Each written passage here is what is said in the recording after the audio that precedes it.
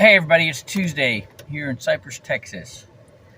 All right, so we've got a little evolution in understanding with these individual or family banking strategies. So where I first saw them in two ways of using, and I'm learning more. So there was somebody very close to me. I'm not going to mention his name. Young guy, 32 years old. Um, he's like, I want to do one of those individual banking strategies. He's in good health. I set him up with a $250,000 index universal life. His target premium is $168.13 a month. He can max fund it to $1,066 a month, which is $12,750 a year, which is almost twice as much as a Roth IRA, taxed the same, but he doesn't have to wait till he's 59 and a half to be able to get that money out without paying taxes and penalty. He can get up to 90% in a wash loan. And he's real handy. He used to do home remodeling in San Diego and then went to Pensacola, Florida and did maritime construction. Now he's back in San Diego doing HVAC and electrical. And you probably heard me talk about him before.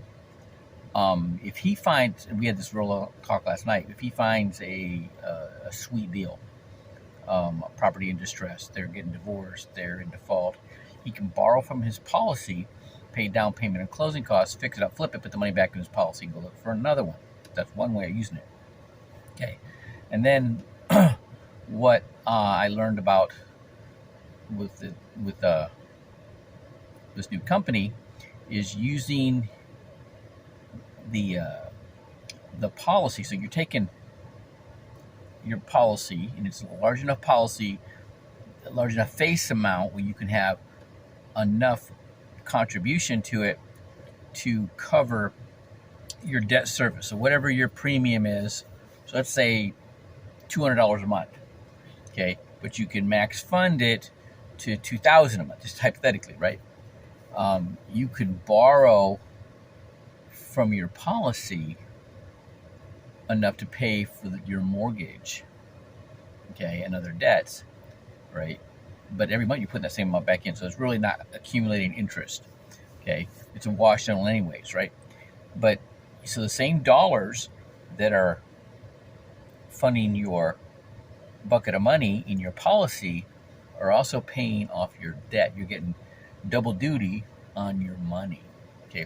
So then I stumble on this video. This guy has he's not looking at the policy, growth in the policy for his future. He's using it to hold his money for his other ventures, and he's a business consultant. So he finds businesses that he believes has potential, and he's got a market already of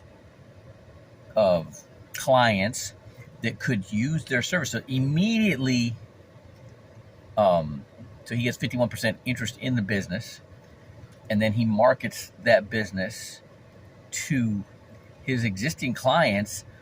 Profits go up, and then he sells his interest either back to the original owner, all right, or he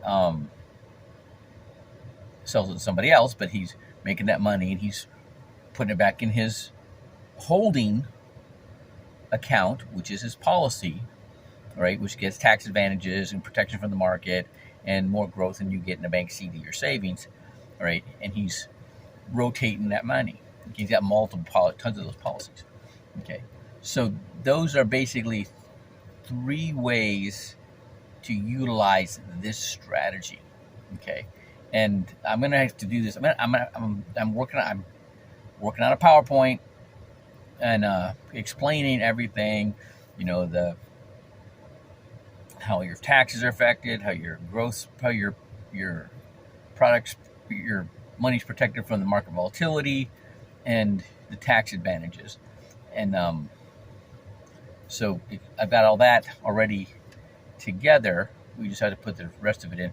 But because I can talk until I'm blue in the face, but unless I show you something, you're not going to get it. So I got to work on that. And that's what I'm doing. All right. I hope that gives you a clearer picture of the possibilities for these individual banking strategies or family banking strategies and how they are used. All right. Have a great Tuesday.